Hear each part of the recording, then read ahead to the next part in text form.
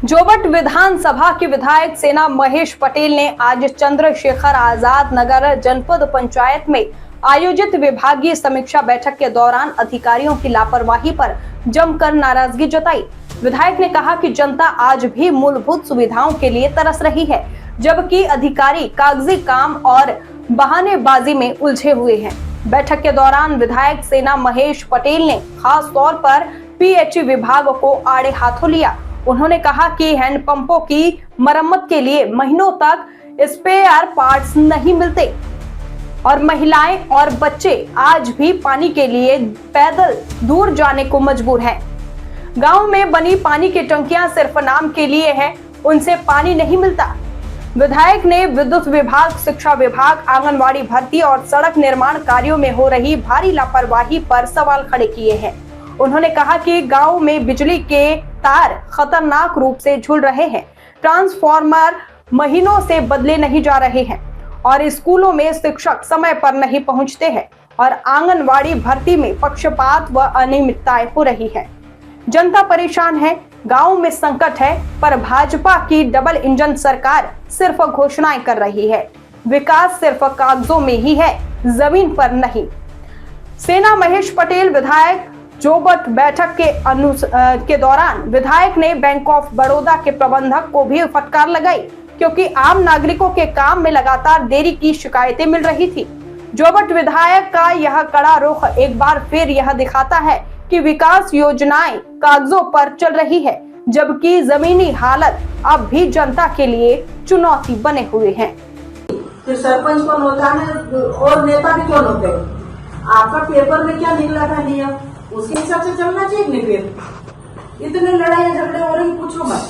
कोई सरपंच नहीं मान रहा था, कोई कौन नहीं मान रहा था। अरे आपके नियम और आपका कुछ नहीं है क्या? एक परिवार में 12 लोग काम कर रहे हैं, पूरे पंचायत में कवर कर रखा है वहाँ पे। अभी ये सब लेटर लिख देते हैं अपन भी। अभी एक बार का तो अपन ने इनको सोचा चलो ठीक है कि ये लोग थोड़ा काम करे, अच्छा काम करे, लेकिन ऐसा कुछ लग नहीं रहा एक लोगों को देख के। तो आप लोग थोड़ा अब लेटर लिखना चालू कर देते। ये आंगनवाड़ी वाला जरा आप है ना थोड़ा सही करो जी, है ना, जो नियम है वो कीजिए ना जी, मना थोड़ी है। लेकिन आप नियम से हट के काम करोगे तो कैसे काम चलेगा? दिक्कत है ना। फिर उसकी वो ऑनलाइन वो ले रहा ऑब्जेक्शन, फिर ऑनलाइन वो ले रहा, और ये सब लोग भागते भागते आते हैं हमारे पास। विभाग अपने अपने संभालो, खासकर ये आंगनवाड़ी वाला देख लीजिए और आप अपना आजीविका वाला थोड़ी सी मुझे जानकारी दे दीजिएगा, ठीक है जी। और बाकी आप बैंक ऑफ बड़ौदा वाले में आपका क्या चल रहा है आपका? कुछ नहीं मैंने फिलहाल सब आप लोग भी उड़ाते हैं। बाकी ये इनमें ऐसा है जो अपने व्यक्ति जाते हैं ना उनको बाहर निकाल लेते हैं। हाँ। और वहाँ से पैसे ले लो, बैंक में देते ही नहीं हम वहाँ कियोस्को पे देते। हाँ, कियोस्को पे देते। उनको 50 रुपए 100 रुपए खर्च करके वो पेमेंट निकालना पड़ता है। कियोस्क की गाइडलाइन है कि जो भी आपके जनधन खाते रहते हैं वो छोटी छोटी जगहों पे कियोस्क का खुलने का है, ताकि वहाँ के लोगों को सेवाएं मिल सके। 10,000 तक की लिमिट उनको सेट रहती है। तो वो लोग वहीं अपने सर्विस वगैरह प्रोवाइड करते हैं जो भी उनका लोकल एरिया है, इसलिए उनको वो बोला जाता है। 10,000 वालों को भी तो बाहर निकाल देते हैं, 20,000 वालों को भी आप जरा सुनिए। तो एक आपके पास एक बटन है, वो अगर 10,000 वालों को वहाँ एंटरटेन करेगा तो बाकी काम कैसे फोकस कर पाएगा, इसलिए डाइवर्ट करते हैं। देखो उससे ऊपर का तो मेरा इतना मानना है कि देखो कहीं न कहीं हमारे आदिवासी समाज, गरीब के लोग हैं और भले दूसरे वर्ग के भी, वो उनकी जरूरत है, इसलिए तो वो इन चीजों में लाइन लगते हैं। आप लोगों को उनको हैंडल करना चाहिए, है ना? बिल्कुल समझाने की आपकी जिम्मेदारी बनती है, आप समझा उनको। कई बार क्या कहते हैं थोड़ा जो खाता खुलाना हो तो भी चलो जाओ कियोस्क जाओ, ऐसा KYC थोड़ा सा आप अपना सही करो। अच्छा नहीं लगता, क्योंकि बार बार देखो आप जैसे यहाँ से भगा देना, बाहर निकलोगे सबसे पहले फोन आएंगे कि हमको इस बैंक से भगाया, हमको यहाँ से भगाया। तो ये चीजें हम लोगों को भी छोटी छोटी चीजें भी करना है। अभी नया है, अभी फिलहाल नहीं, ग्रामीण इलाके से ही हैं हम भी। कोई बात नहीं, बस मैं यूँ चाहती कि देखो लोगों को गाइड करो।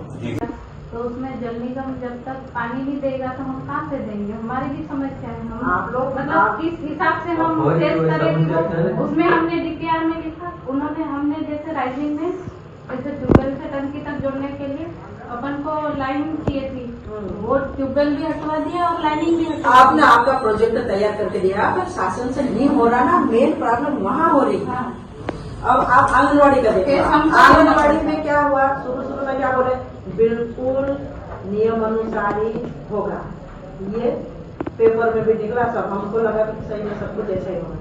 लेकिन अभी इतनी कंप्लेन आ रही है, जो छठे नंबर वाली 1 नंबर पे आ गई है, 1 नंबर वाली छठे नंबर पे चली गई, इतनी कंप्लेन आ रही आंगनबाड़ी में कि कुछ होगा। तो कहाँ पारदर्शिता के साथ कहाँ काम हो रहा है? तो ये चीजें तो अब हमको मानना पड़ेगा कि कहीं न कहीं हम सच में भी जमीन पे कुछ और है, सरकार की फाइलों में कुछ और है और हकीकत कुछ और है, और इस हकीकत को झुठला नहीं सकते। ये कहीं न कहीं बहुत नुकसानदायक है हमारे आदिवासी, गरीब, अन्य वर्गों के लिए। आज आउटलोग से 10-10 महीने हो गए, अभी तक तनख्वाह नहीं मिली। 400 सीटर 300 सीटर की लड़कियों के लिए खाना बनता, इतनी मेहनत करता है, लेकिन 10 महीने 8 महीने अभी तक उनको तनख्वाह नहीं मिली। तो ये कितनी गंभीर बात है। तनख्वाह नहीं मिलने जा रही है।